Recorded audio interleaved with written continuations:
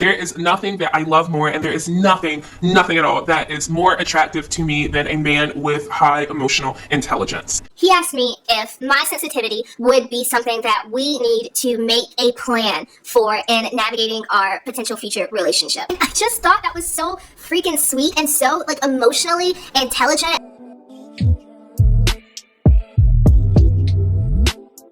Hey guys, and welcome back for another video. So today I stumbled upon another interesting topic. We have a black woman here who says that she actually prefers white men. And that coffee is really hot. As I sip my hot coffee, we're gonna go ahead and react to what she has to say. These top 3 reasons that she prefers white men over black men, or any other men for that matter.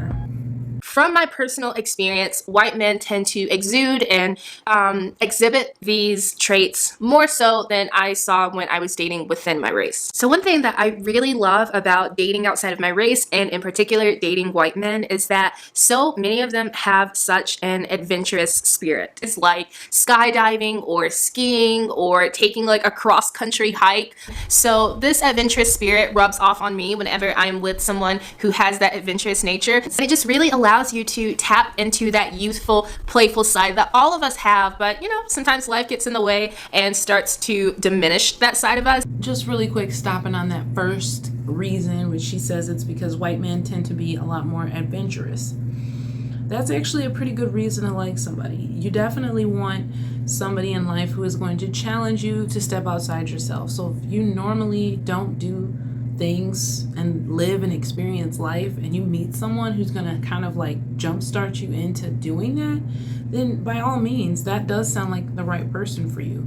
But all I keep thinking in the back of my mind is, you know, she's single, according to what I can see, you know, from her channel. Let's keep hearing her reasons. Another trait that I just find totally irresistible and just so incredibly attractive is men who have just like a multitude of interests, men who are multifaceted in their interests. The white men that I have dated, and again befriended as well, always just have like a plethora of interests and hobbies, and I just think that it's so attractive. And as someone with a bachelor's degree and a master's degree, and I also have training within my school system, like I'm just someone who is always in a search for knowledge. Like I want to know everything, I want to try everything, I want to read everything, I want to hear everything, and I think it is so attractive. Like it's just so delicious. I can't say that that's not a good reason to like somebody either. At least her reasons so far are not superficial things, you know, like we're used to hearing. Being with somebody who is interested in the arts or literature, they have other things that they're interested in. That's actually pretty cool. But I don't know if that's exclusive to white men. Like I'm pretty sure for the most part I've dated black guys and they had a variety of things that they liked and were interested in, whether it be like music, literal art, anime, comics, lots of things, gaming, you know, that the black guys that I've dated have been interested in. So for her to just be like, it's almost like she's putting white men on a pedestal. And I'm not saying there's anything wrong with white men, and I'm not trying to deter anybody from that. I just don't want people to like think that white is always so much better, I guess. I don't know. It's like kind of weird that the world is like that, but you know, like I said, so far her reasoning hasn't been superficial, and maybe that's just been her experience. And I'm pretty sure there's shallow white men that exist that don't have a variety of interests and who don't live very adventurous lives, you know. And I'm pretty sure there's black men and Hispanic and Asian men out there who do qualify and fall under these characteristics that she's saying. But for whatever reason, she just made a video saying that white men do these 3 things, and this is what I really like about them, and I found it, and so you're just hearing my opinion on it. That's just all this is opinions. Found that a lot of white men are also really open to the more abstract, more higher thinking, more spiritual aspects of life as well. So much more open to meditation. There is nothing that I love more, and there is nothing at all that is more attractive to me than a man with high emotional intelligence. So there's this guy that I was talking to once, and I was sharing with him how I have always been known as the sensitive girl. I'm the crybaby. I'm very sensitive. I am a deep thinker and a deep feeler, and I feel things very deeply. I'm a deep thinker, I'm a deep feeler, and I just feel everything very deeply. Like, okay, you know, we get it. Like, you're a deep person. Gotcha. and very profoundly. He actually said something that I just thought was So freaking sweet. he said, oh, well, okay, I don't remember verbatim what he said, but I do remember that he said this. He asked me if my sensitivity would be something that we need to make a plan for in navigating our potential future relationship. And I just thought that was so freaking sweet and so like emotionally intelligent. Like, instead of looking at this as an issue that we can't work with, that we can't kind of overcome, instead of looking at my sensitivity as a problem, he immediately looked at how can we make a plan to come to a solution for this character trait. So not, oh, well, here's a problem, I'm out of here. No, it was like, let's find a solution.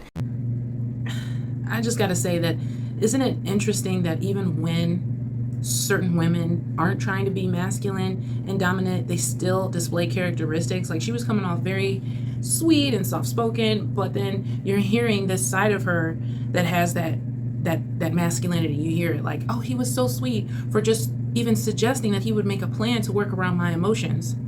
Like, why does anyone need to tiptoe around you? Why is walking around on eggshells in a relationship with you something that he even needs to plan for? And the fact that you're single today shows that for whatever reason, even though he was so sweet, it didn't work. Like, it doesn't work when you're like a highly emotional person and then you want somebody with emotional intelligence. Well, the fact that you're all extra sensitive and stuff like that means that you're not very emotionally intelligent. If you're emotionally intelligent, that means you keep your emotions in check. You don't just allow them to spew everywhere and then expect other people to conform their lives and perceptions to accommodate you and then understand you and your feelings all the time.